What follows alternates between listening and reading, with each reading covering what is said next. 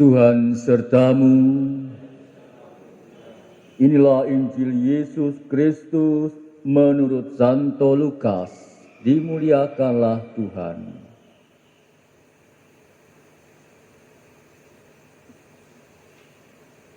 Sekali peristiwa, datanglah Yesus di Nazaret tempat ia dibesarkan.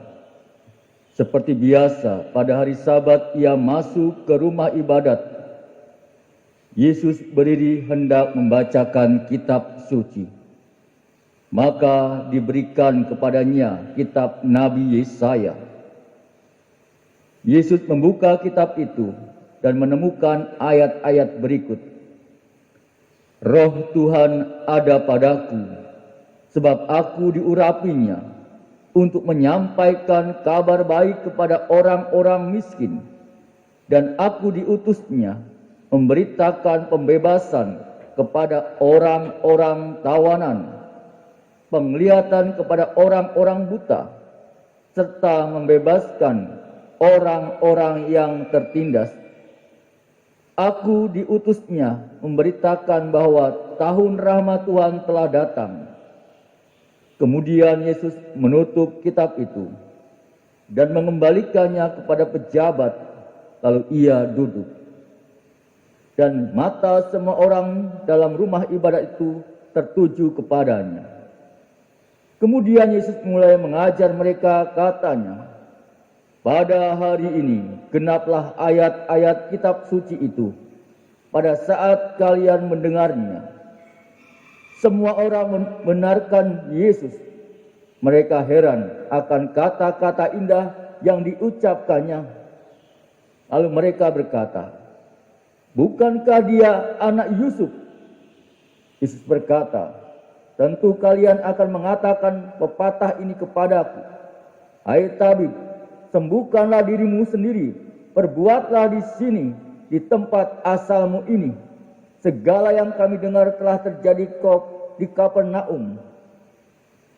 Yesus berkata lagi, "Aku berkata kepadamu, sungguh, tiada nabi yang dihargai di tempat asalnya. Aku berkata kepadamu, dan kataku ini benar. Pada zaman Elia terdapat banyak wanita janda di Israel, ketika langit tertutup selama 3 tahun dan 6 bulan, dan ketika bahaya kelaparan yang hebat menimpa seluruh negeri. Tetapi Elia diutus bukan kepada salah seorang dari mereka, melainkan kepada seorang wanita janda di Sarfat, di tanah Sidon. Dan pada zaman Nabi Elisa, banyak orang kusta di Israel, tetapi tiada seorang pun dari mereka yang ditahirkan selain Naaman, orang Syria itu." Mendengar itu, sangat marahlah semua orang di rumah ibadat itu. Mereka bangkit, lalu menghalau Yesus keluar kota, dan membawa dia ke tebing gunung tempat kota itu terletak, untuk melemparkan dia dari tebing itu. Tetapi Yesus berjalan lewat tengah-tengah mereka, lalu pergi. Demikianlah Injil Tuhan. Terpujilah Kristus.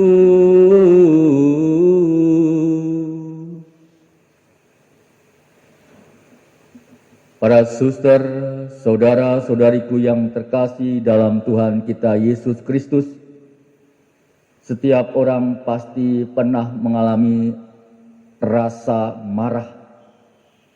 Kemarahan menjadi tanda khas makhluk hidup. Kalau kita bisa melihat binatang pun akan marah jika hidupnya terancam, apalagi manusia yang berpikir dan berasa. Tidak dalam keadaan terdesak pun manusia sering marah dan mengungkapkannya dengan berbagai bentuk. Yang jelas marah itu menjadi tanda kemanusiaan. Ada marah yang baik, tetapi ada banyak kemarahan yang mengarah kepada sebaliknya.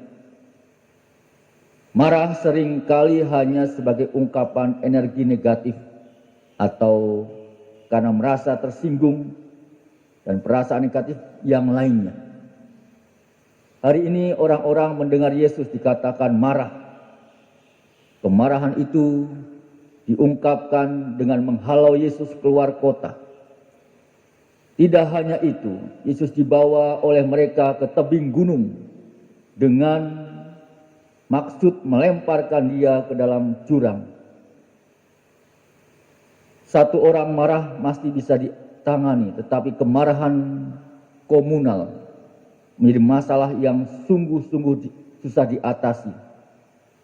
Saudaraku yang terkasih, rasa marah bisa muncul karena bermacam stimulus, banyak macam yang bisa dimunculkan. Paling sering rasa marah muncul karena apa yang terjadi tidak sesuai dengan apa yang diungkapkannya. Ada orang yang marah dengan cara kasar, tetapi ada juga orang yang marah dengan cara begitu elegan. Saudaraku yang terkasih, orang yang dihadapi Yesus hari ini marah karena merasa tidak terima dengan apa yang dikatakan Yesus. Pada awalnya semua orang bisa menerima apa yang dikatakan oleh Yesus. Tetapi ketika mulai menyentuh pengalaman lama, mereka mulai tidak menerima. Mereka marah dan juga hendak membinasakan Yesus. Dan mereka marah dengan cara kasar karena banyak dan juga kekuatan kemarahan mereka menjadi berlipat-lipat. Menerima kebenaran untuk kita renungkan dalam hidup kita di masa lalu tidak selalu mudah. Ada orang yang menangis dengan sejadi-jadinya ketika ingat masa lalu. Ada yang badannya menjadi sakit, ada yang tidak bisa makan atau tidak bisa tidur. Ada juga yang marah dan tidak terima. Berbagai macam ungkapan bisa saja terjadi. Tetapi ada juga yang tidak peduli, merasa tidak penting dan menganggap masa lalu. Akibatnya kita tidak bisa belajar dari pengalaman masa lalu itu. Saudaraku yang terkasih, tentu kita bisa mengenali diri kita. Bagaimana ketika saya marah? Apakah saya marah dengan cara yang elegan? Ataukah saya marah dengan cara yang sembarangan?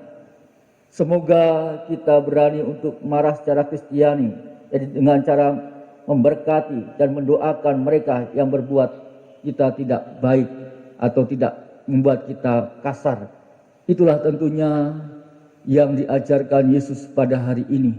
Semoga kita pun dimampukan dalam diri kita, agar kita bisa mendoakan mereka ketika kita mengalami sakit hati, ketika kita mengalami ketidakpuasan dalam diri kita. Sehingga rahmat kasih Tuhan tetap hadir dalam diri kita. Kemuliaan kepada Bapa dan Putra dan Roh Kudus.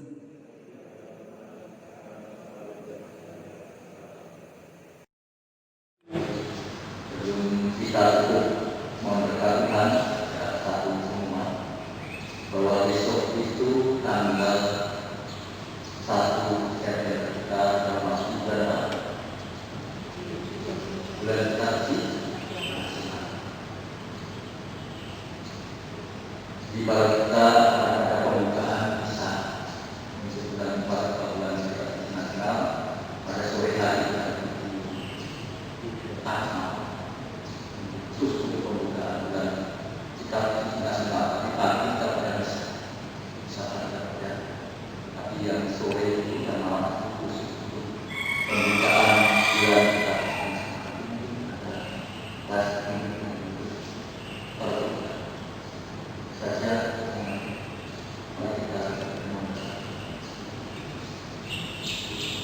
Tuhan sertamu.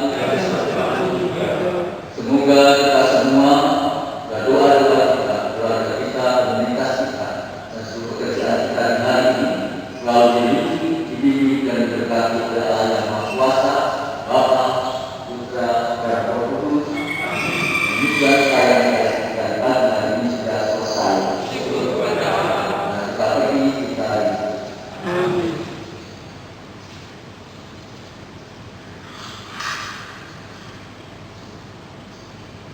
Persiapan lagu penutup nomor 308.